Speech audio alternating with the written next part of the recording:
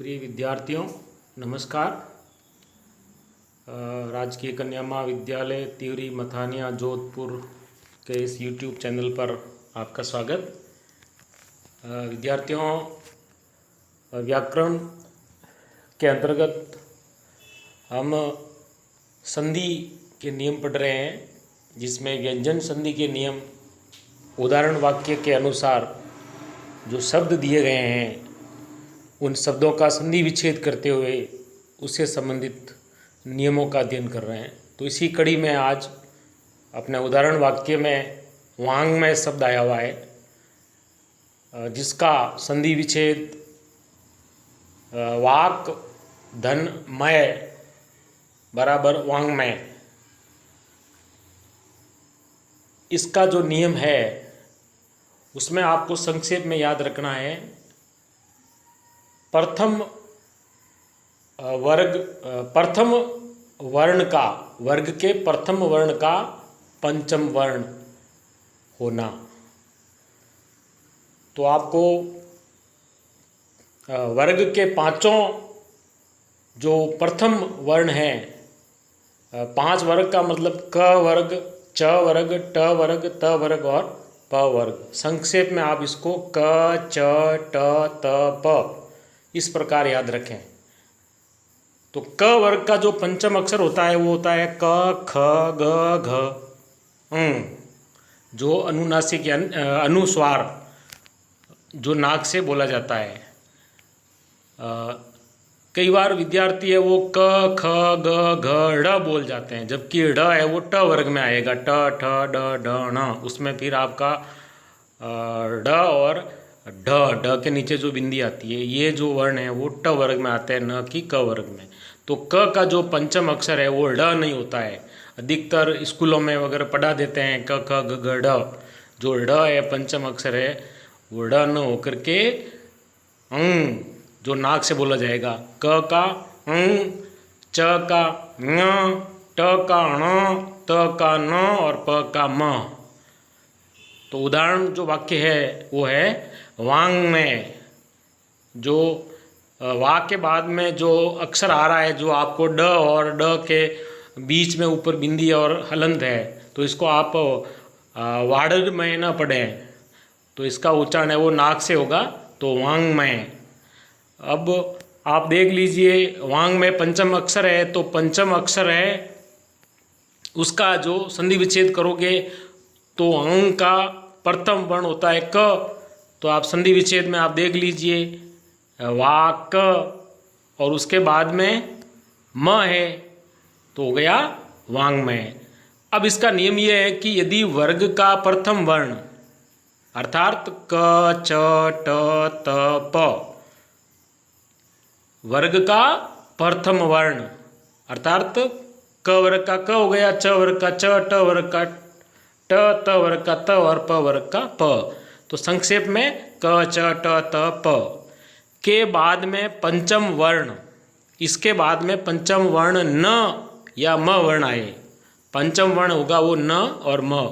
किसके बाद में? क, च, ट, त या प, ये तो पहले आ जाएंगे। और उसके बाद में अगर न या म आए तो वर्गों के पंचम वर्ण यानी पांचवा वर्ण अपने ही वर्ग के पंचम अक्षर में परिवर्तित होंगे।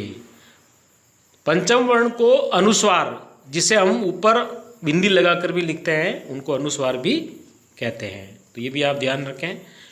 तो अब अपना जो उदाहरण था वो था वांग्मय। अब वांग्मय में इसका संधि विच्छेद देख लीजिए आप, वाक्मय। अब वाक क के बाद में म आया हुआ है, तो नियम यह था कि प्रथम वर्ण के बाद में पंचम वर्ण न या म आए। तो पंचम वर्ण प वर्ग का म है, प, फ, ब, भ, म है वो पांचवा अक्षर है, और वो क के बाद में यानी क प्रथम वर्ण हो गया क वर्ग का, उसके बाद में म है। तो क अपने ही वर्ग के पांचवें वर्ण यानी कि में बदल गया, तो हो गया वांग्मय।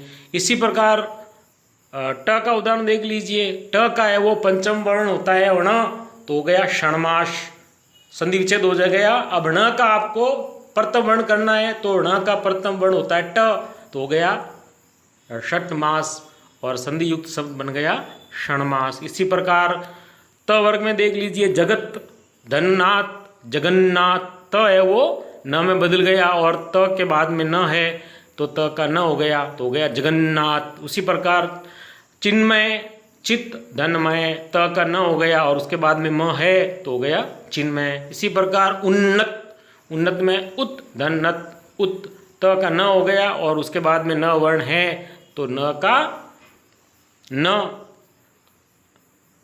उन्नत, त का न हो गया, द्वित्व हो गया, जो आधा त है वो हलंत किया हुआ है और उसका आधा, त का आधा न हो गया तो हो गया उन्नत। तो ये नियम ध्यान रखें कि यदि वर्ग का प्रथम वर्ण के बाद में पंचम वर्ण या तो न हो या म हो, तब वर्गों का जो पहला वर्ण आगे है वो अपने ही वर्ग के पंचम वर्ण में बदल जाएगा। इसमें आपको एक विशेष नियम भी ध्यान रखना है कि एक यदि द के पहले री स्वर आ जाए तो द जो हलंत है का न हलंत नहीं होकर न होता है। ये इसका एक विशेष अपवाद का नियम है कि एक यदि द हलंत है, द के पहले री स्वर आ जाए तो द न में नहीं बदल करके ण में बदलेगा। तो 2-3 उदाहरण भी है, आप देख सकते हो। जैसे मृण्मय, मृण्मय में आपका म के नीचे री की मात्रा है यानी री स्वर हो गया और उसके बाद में है वो म है, तो द न में न बदल करके नियम अनुसार तो त, थ, द, द न होता है, द वर्ग का पंचम वर्ण। लेकिन इससे पहले री वर्ण आ गया, री है वो स्वर है, तो नियमानुसार है वो री आने के कारण न होकर न होकर न होगा, तो मृदमय, इसका संधि विच्छेद हो गया मृदमय और संधि युक्त शब्द हो गया मृण्मय। इसी प्रकार मृण्मूर्ति, इसमें आपका म के नीचे री की मात्रा है और उसके बाद में द है, तो द से पहले री की मात्रा री स्वर आ गया तो इसका हो गया ण, तो हो गया मृण्मूर्ति और संधि विच्छेद करने पर हो जाएगा मृद धन मूर्ति, मृद मूर्ति बराबर मृण मूर्ति। मृण मूर्ति का मतलब होता है मिट्टी की मूर्ति। तो इस प्रकार आप है वो इस नियम का ध्यान रखेंगे, यानी प्रथम वर्ण का पंचम वर्ण अर्थात अनुस्वार बिंदी के रूप में होना। कहीं पर आप बिंदी भी लगाते हैं, जैसे च का य का विकल्प है वो बिंदी भी होता है। तो इस नियम के अनुसार आप है वो ये वांग्मय शब्द, षणमास, जगन्नाथ, चिन्मय, उन्नत आदि शब्द याद रखें और इनका संधि विच्छेद कर लें। इसी प्रकार इसका एक जो अपवाद का एक नियम है कि द है वो न में न बदल करके ण में बदल जाएगा। ऐसा तब होता है जब म से द से पहले री स्वर हो। तो इनके जो 2 उदाहरण हैं मृण्मय, मृण्मूर्ति, इसी प्रकार आप इसको याद रख सकते हो। धन्यवाद।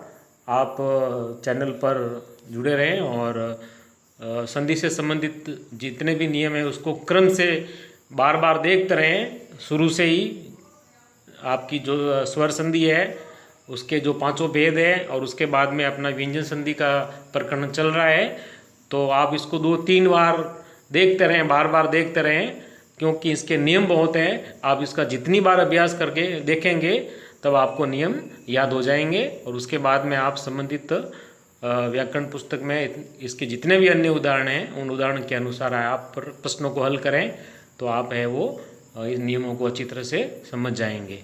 धन्यवाद।